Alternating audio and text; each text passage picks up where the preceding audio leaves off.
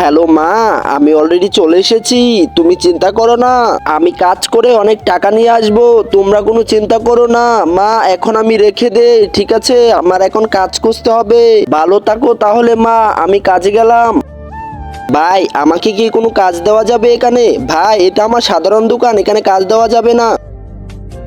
এখন থেকে আমি কাজ খোঁজা শুরু করে দিব, তাহলে একটা না একটা কাজ পেয়েই যাব।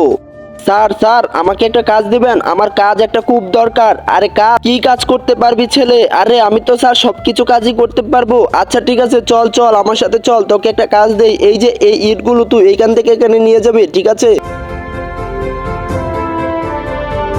ওরে বাপরে, অনেক কষ্ট হয়েছে, আজকে তো রোজা রেখেছি। আরে এখন তো আমার অনেক ক্লান্ত লাগতেছে, যেভাবে হোক আমাকে কাজটা শেষ করতে হবে তাহলে।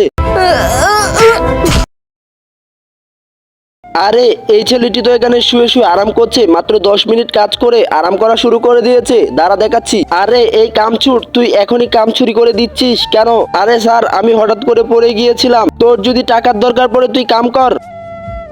মাত্র 2,000 টাকা? আরে আমি তো 10,000 টাকার উপরে কাজ করেছি। আরে তুই কাজ করেছিস কম, আরে তোকে এটাই দিয়েছি বেশি।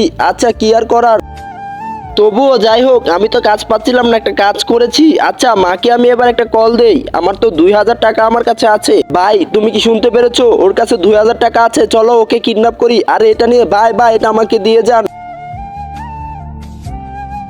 ভিডিও ভালো লাগলে চ্যানেলটিকে সাবস্ক্রাইব করে দেন পার্ট 2 পাওয়ার জন্য।